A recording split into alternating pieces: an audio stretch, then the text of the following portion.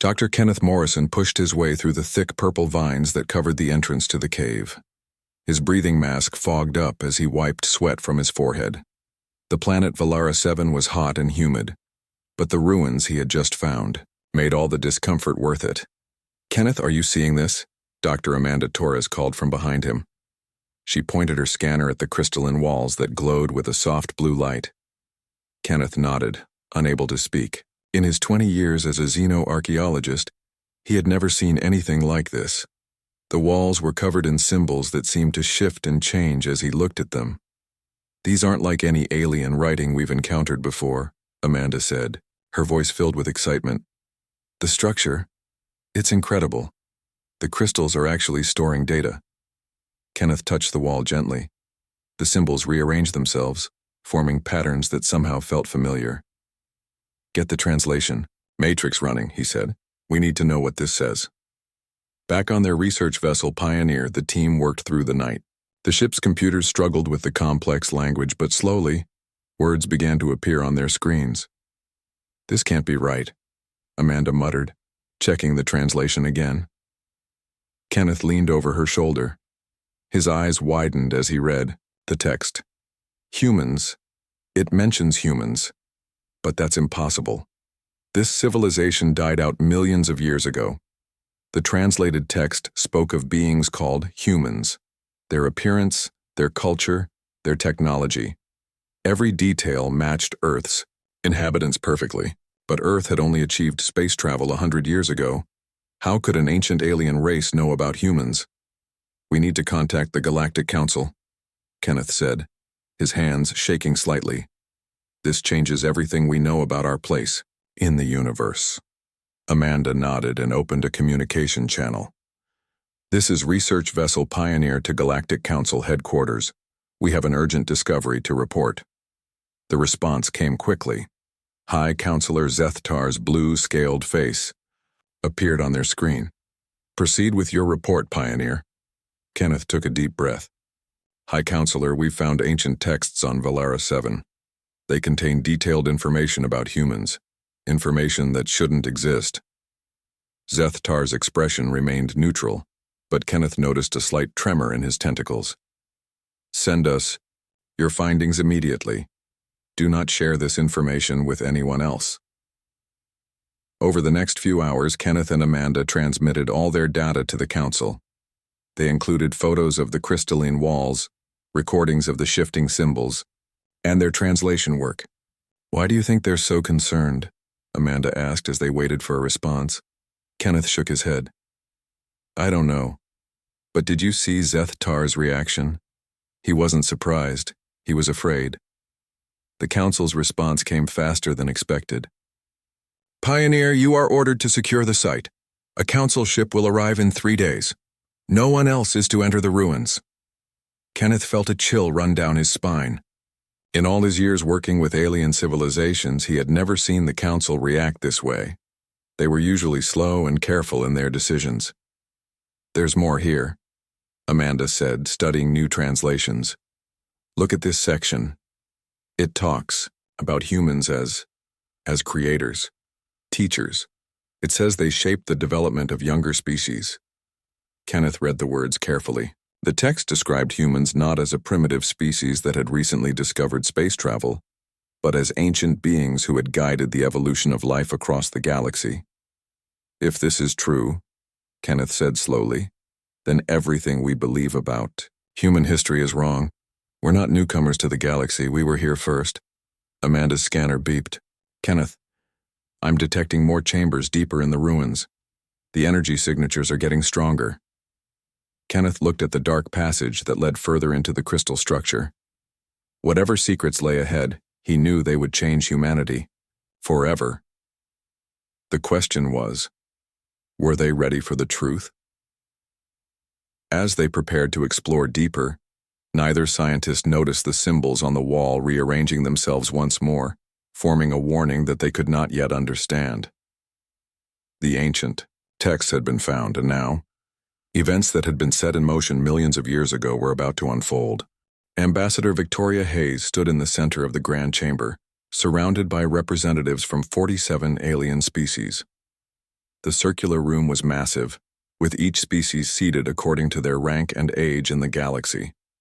The oldest races sat in the inner circle while newer members occupied the outer rings. Victoria had never felt so small. She clutched the data tablet containing Kenneth Morrison's findings, aware that every eye, or whatever passed for eyes, was fixed on her. "Honored members of the Galactic Council," she began, her voice steady despite her nerves. 3 days ago, our research team made a discovery that challenges everything we know about galactic history. She activated the holographic display. Images of the crystalline ruins filled the air above the chamber. Gasps and whispers echoed through the room as the alien delegates saw the ancient texts. These writings, found on Valara 7, are confirmed to be over 10 million years old, Victoria continued. Yet they contain detailed descriptions of humans, my species, which, according to our records, only achieved spaceflight a century ago. High Counselor Zethtar raised a webbed hand for silence. "Ambassador Hayes, do you understand the implications of what you're presenting?" "I believe I do, High Counselor," Victoria replied. "These texts suggest that humans existed in the galaxy long before our recorded history begins."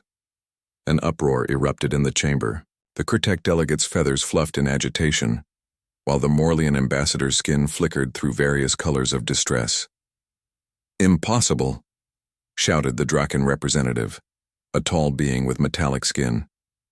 "The Draken have records, dating back 8 million years. We have never encountered humans until Earth joined the Council." Elder Takara of the Zelthari, one of the most ancient races, slowly rose from her seat. Her crystalline form caught the light as she moved. The chamber fell silent immediately. "There are legends," Takara said, her voice like wind chimes, "stories passed down through countless generations. They speak of the first ones, beings who shaped the very foundation of galactic civilization." The silence in the chamber deepened. Even Victoria held her breath. "We always believed these were myths," Takara continued. "But the descriptions in our oldest texts, they match what Ambassador Hayes has shown us today." High Counselor Zethtar's tentacles writhed in what Victoria recognized as extreme anxiety. "Elder Takara, are you suggesting that humans are the first ones?" "I am suggesting," Takara replied carefully, "that we may have been wrong about many things." Victoria stepped forward. "There's more. The texts describe humans as teachers and guides who helped younger species develop.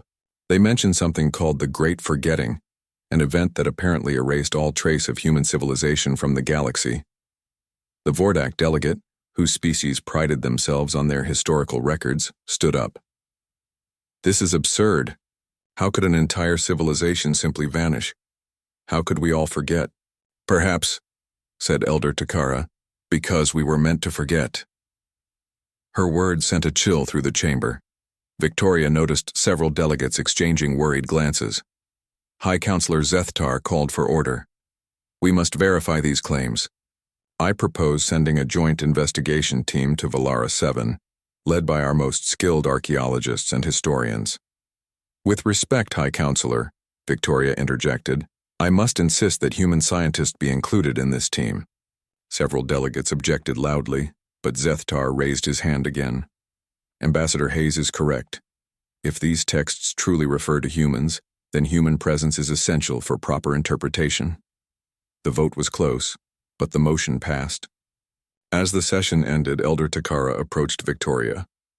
"Ambassador," she said quietly, "there are things about the first ones that even the Council doesn't know. Sacred knowledge kept by the eldest races. If humans truly are who these texts claim, the galaxy will never be the same." Victoria met the elder's gaze. "What kind of things?" Takara's crystalline form seemed to dim slightly. "Things that were hidden for good reason. Things that might explain why your people chose to forget." As Takara glided away, Victoria felt the weight of her responsibility grow heavier. She had come to the Council seeking answers, but it seemed she had only uncovered more questions. And somewhere in the back of her mind, a voice whispered that perhaps some secrets were better left buried. Dr. Jacob Bennett rubbed his tired eyes and looked at the screen again. For 2 weeks, he and his team had been working day and night to translate the Valaran texts. The underground facility on Moonbase Alpha was perfect for this secret project. Quiet, secure, and far from curious eyes. "Jacob, you need to see this," called Dr. Maria Gonzalez from across the room. Her voice shook with excitement. Jacob walked over to her workstation. On the screen, new translations were appearing as the quantum computer processed more of the ancient language. The humans were called the architects. Maria read aloud. They built the first jump gates. They taught mathematics to the Zelthari. They gave medicine to the Draken. Jacob felt his heart racing. Each new line of text revealed more impossible claims about humanity's past. According to these writings, humans hadn't just existed millions of years ago. They had been the most advanced species in the galaxy. "Look at this part." Maria pointed to another section. It says humans had colonies in over 10,000 star systems. They could travel between galaxies as easily as we drive cars. Dr. Alan Park joined them, holding a cup of coffee that had long gone cold. "I've been working on the technical descriptions. These humans had technology we can barely imagine. They could manipulate gravity, create artificial stars, even bend space-time." Jacob frowned.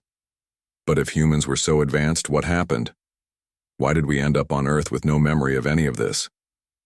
Maria scrolled to a new section of text. "Here's something about a great forgetting. It says the humans chose to erase their civilization." "Chose to?" Alan asked.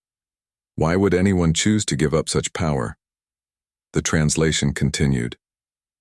"The architects saw a great darkness approaching, a threat from beyond the known universe.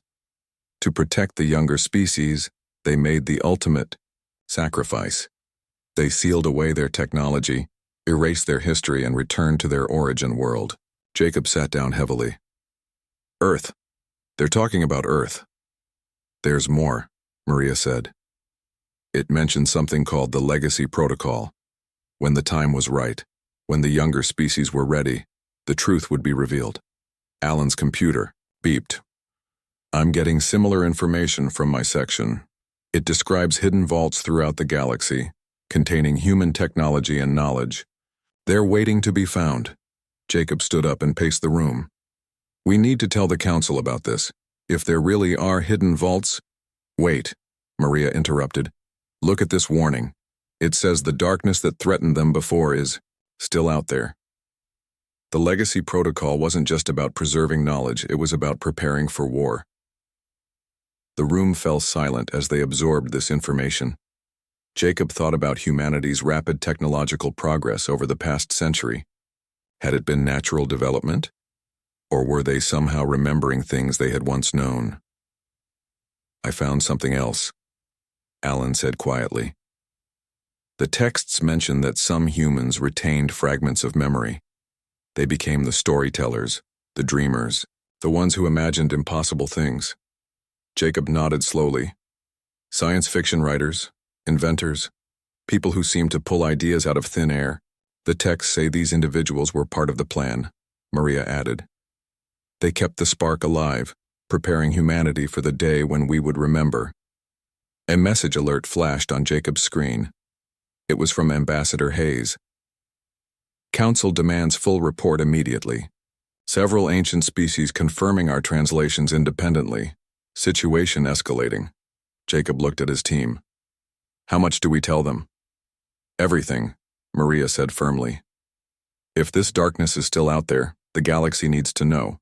And, if we really were the architects, then humanity has a responsibility," Alan finished.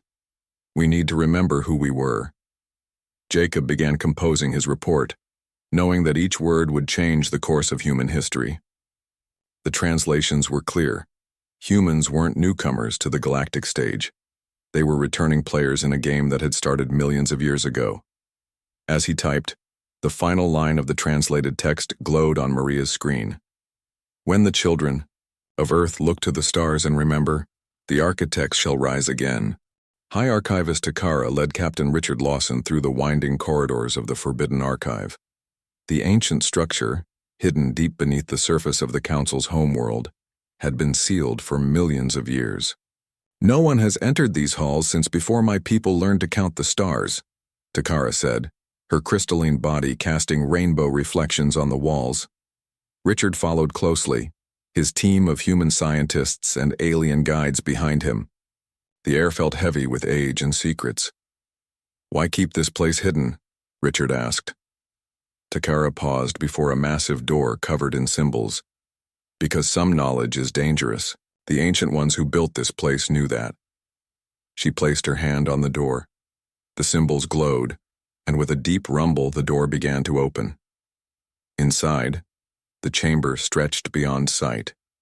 Shelves upon shelves held glowing data crystals, each containing information older than most civilizations. "These are the true records," Takara said.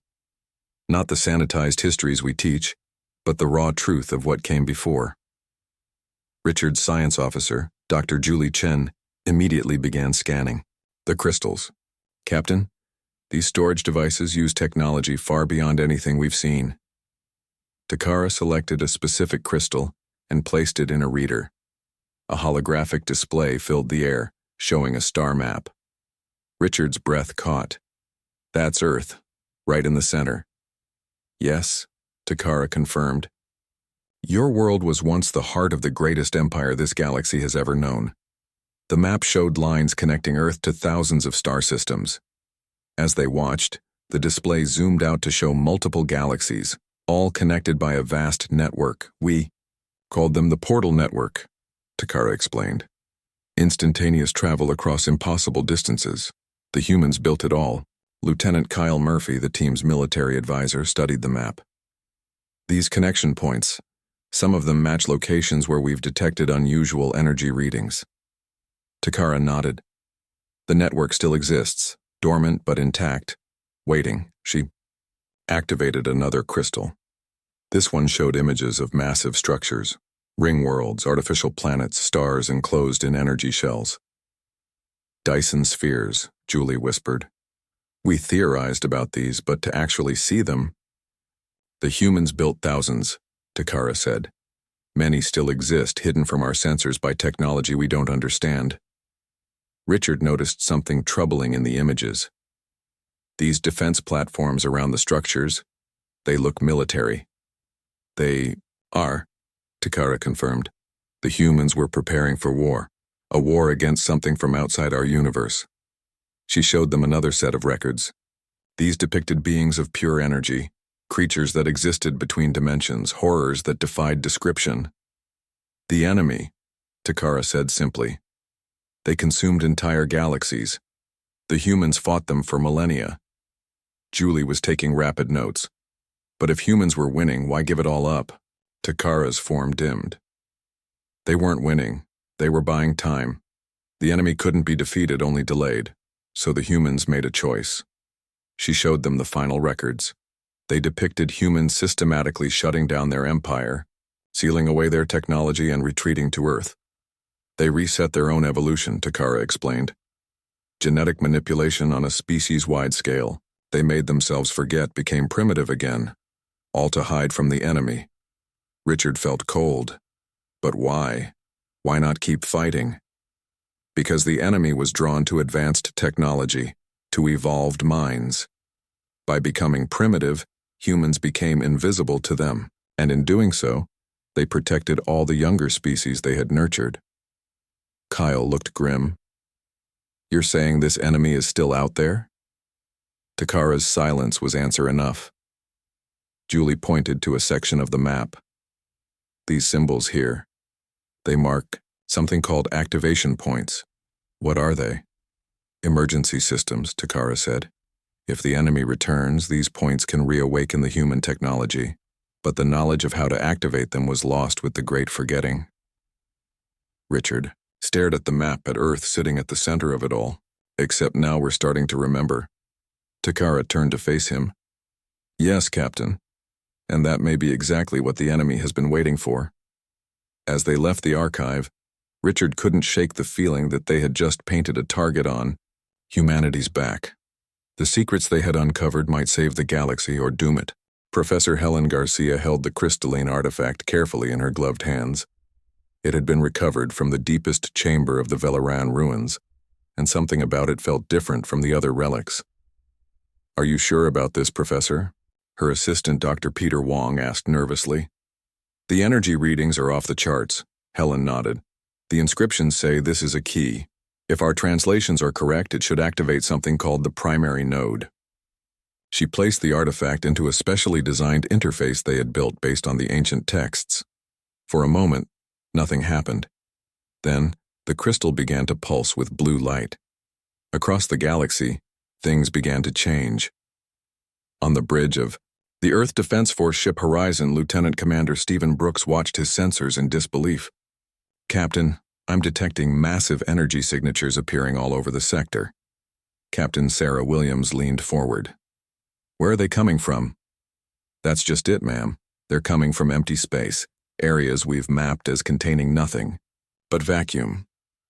Similar reports flooded in from across known space. Structures that had been invisible for millions of years were powering up. Space stations the size of moons materialized. Ancient defense platforms came online. Jump gates that had been dormant flickered to life. Back in the laboratory, Helen watched data stream across her screens. Peter, are you seeing this? The entire network is activating, Peter said, his voice filled with awe. Every system the ancients built is coming back online.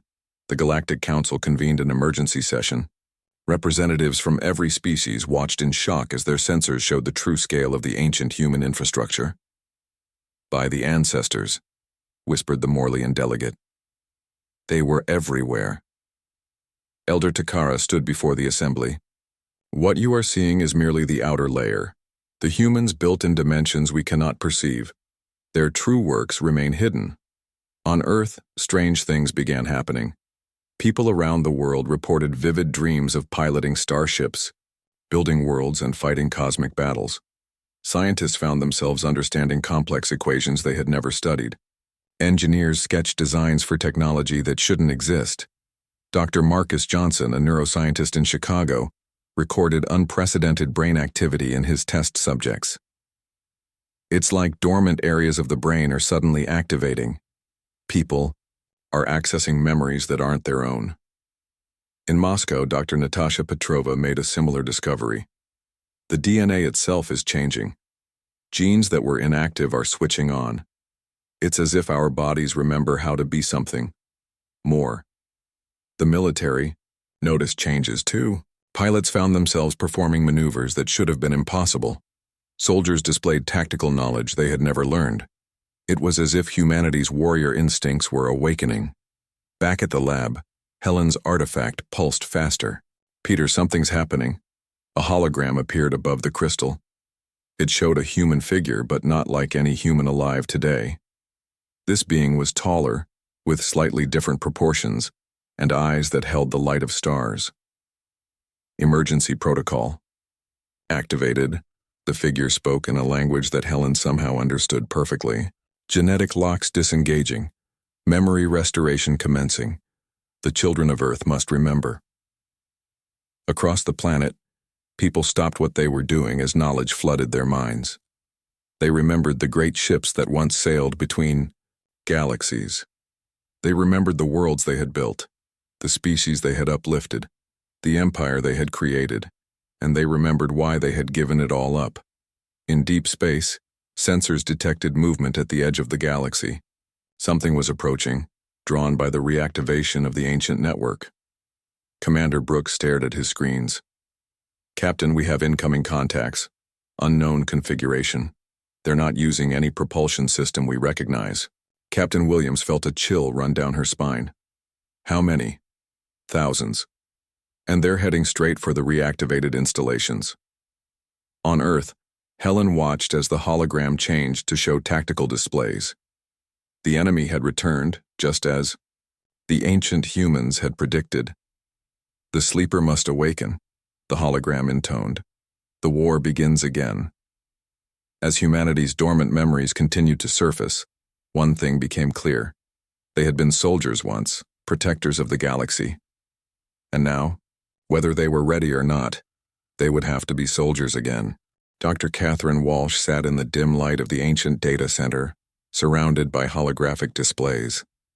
The facility, hidden beneath Antarctica's ice for millions of years, had activated when the primary node came online. Now it was revealing secrets that made her question everything she thought she knew about humanity. "This is incredible," she whispered, reading through the decoded files. "They planned everything." The record showed the full scope of humanity's sacrifice.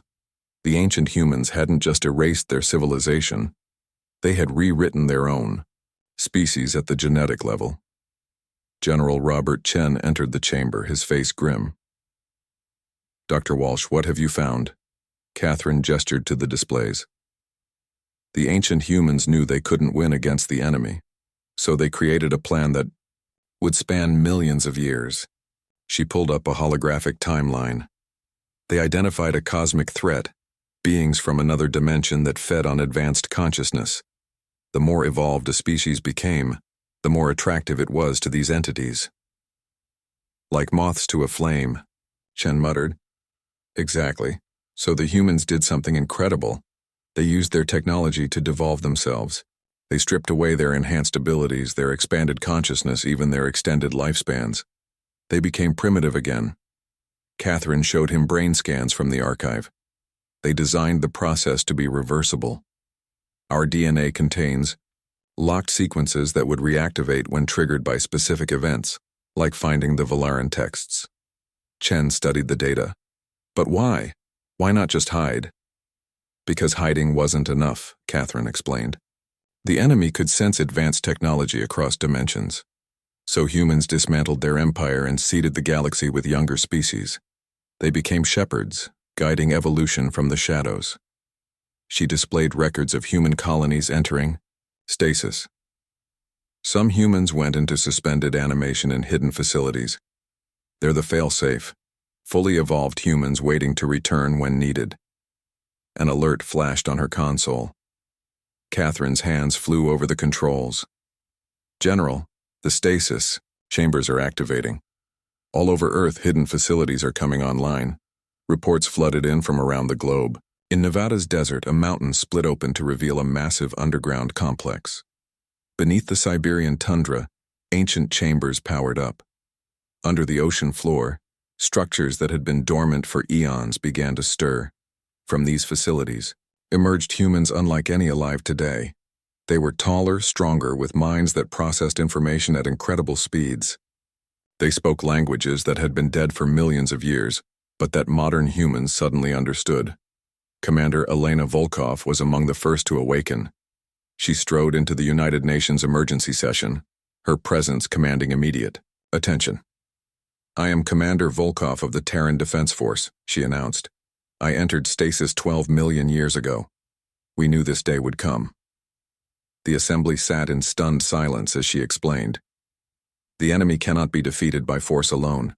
They exist partially outside our dimension, but we discovered their weakness. They cannot perceive primitive consciousness. By reverting to a pre-technological state, we became invisible to them." The Secretary General leaned forward. "But now we've reactivated everything. Won't that draw them here?" "Yes," Volkov confirmed, "but this time we're ready. The devolution process didn't just hide us. It allowed us to develop new abilities. Modern humans have evolved immunities and talents that we couldn't have predicted." Catherine's research confirmed this. Modern humans showed unprecedented adaptability, creativity, and resilience. The combination of ancient knowledge and new evolution created something unique. "We're not the same species we were," Catherine realized. "We're something new, something the enemy has never encountered." Around the world, awakened humans began working with their modern counterparts. They shared technology, knowledge, and battle plans. Ancient warriors trained modern soldiers. Scientists from both eras collaborated on new defenses. As the enemy's forces approached the galaxy's edge, humanity prepared for a war that had been paused for millions of years.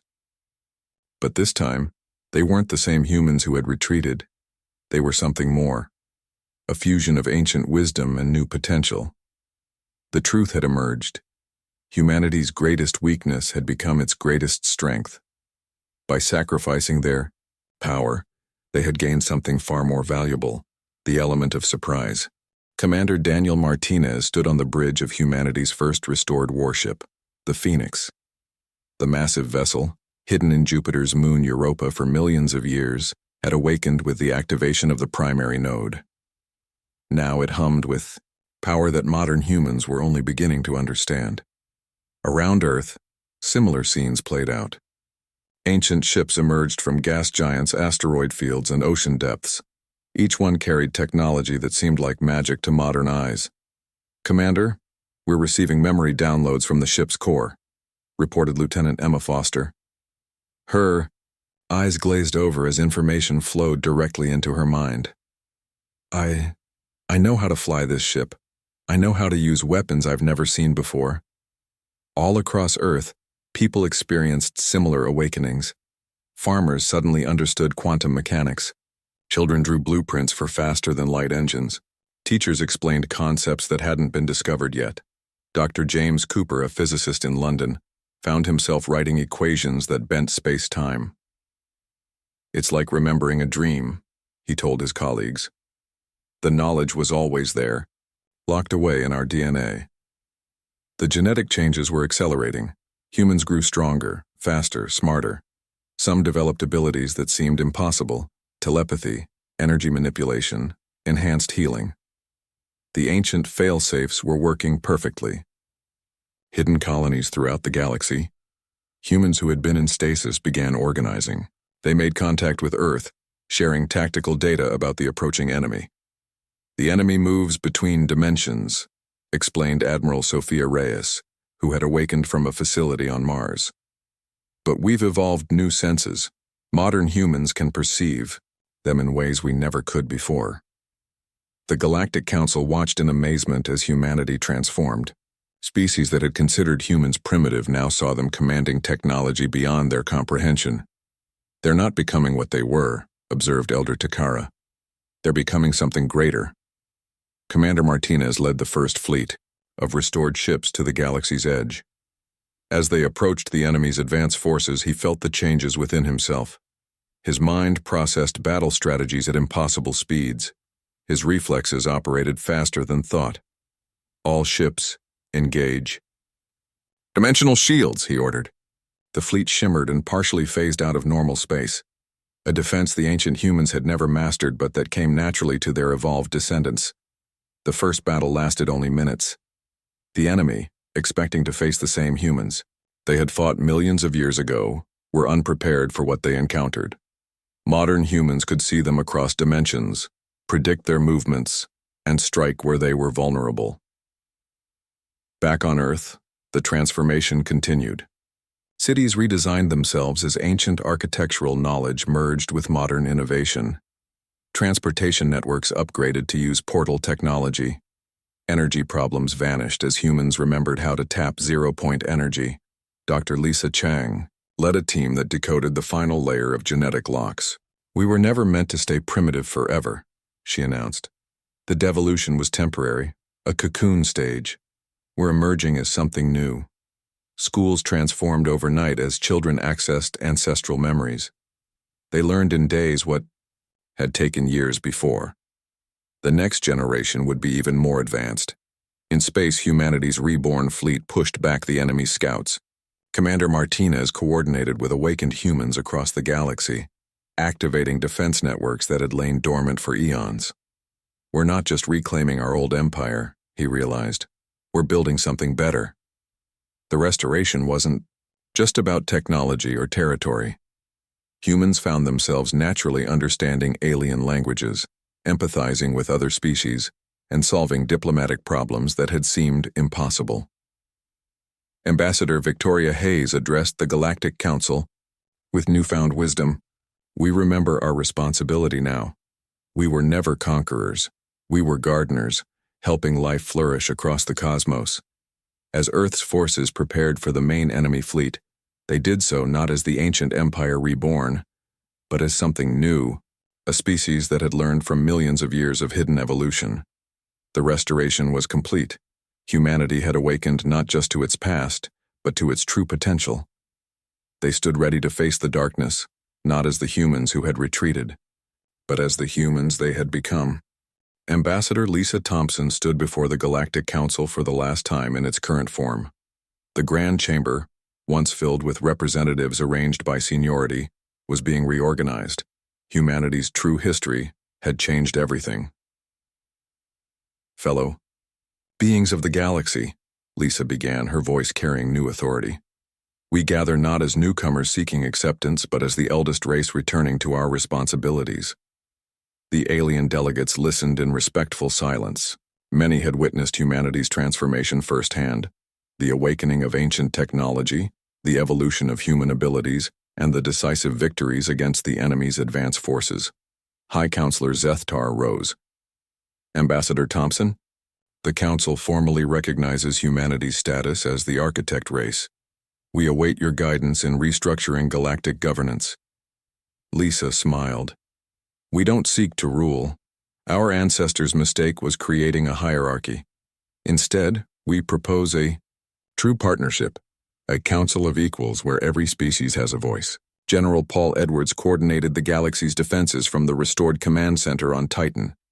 Holographic displays showed human and alien fleets working together, using tactics that combined ancient wisdom with new innovation. The enemy's main force will arrive in 3 days, he announced to his mixed species command staff. But this time we're ready. The difference was stark. Where ancient humans had fought alone, modern humanity led a united galaxy. Each species contributed their unique strengths, coordinated by humans who could now think in dimensions their ancestors never imagined. On Earth, Dr. Kenneth Morrison, the archaeologist who had started it all, watched as the last genetic locks opened. Humans were achieving abilities that surpassed even their ancient predecessors. Children born after the awakening showed powers that defied previous understanding of physics. We're not just remembering, he told a gathering of scientists. We're evolving beyond what we were. The devolution wasn't just a hiding strategy, it was a metamorphosis. The enemy arrived as predicted, their vast fleet emerging from dimensional rifts at the galaxy's edge. But instead of finding scattered, primitive worlds, they faced a united front led by beings they couldn't comprehend. Commander Elena Volkov, the ancient human warrior, fought alongside Captain Daniel Martinez, representing the new generation. Together, they executed strategies that confused the enemy. Modern humans could predict their movements while awakened ancients provided technological expertise. The battle lasted 7 days. Human ships phased between dimensions, striking where the enemy was vulnerable. Alien allies, enhanced by shared human technology, fought with unprecedented effectiveness. When it ended, the enemy retreated for the first time in their history. They had encountered something they couldn't understand or consume, beings who had evolved specifically to counter them. In the aftermath, Lisa Thompson addressed the reformed Galactic Council. Our ancestors hid to protect you. We return, not as rulers but as partners in a greater community. The new galactic order took shape quickly. Humans shared their technology freely but wisely, helping each species develop at their own pace. The portal network reopened, connecting civilizations across vast distances. Ancient human colonies welcomed their alien neighbors. Elder Takara spoke at the first session of the Council of Equals. For millions of years we wondered about your first ones. Now we understand they never left. They transformed themselves to save us all. Earth became a center of learning, where beings from across the galaxy studied everything from dimensional physics to evolutionary biology. Human children played with alien youngsters, their enhanced minds bridging any communication gaps. General Edwards established the Galactic Defense Force, combining human and alien technologies. We remain vigilant, he declared. The enemy may return, but we'll be waiting. As the galaxy entered this new era, humanity embraced its role not as conquerors or rulers, but as guides and protectors. They had sacrificed everything once to save younger species. Now they stood ready to lead them into a future brighter than any their ancestors had imagined. The circle was complete. From architects to primitives, and back to something greater, humanity had found its true place in the cosmos. Not above other species, but among them as the first among equals in a galaxy finally united.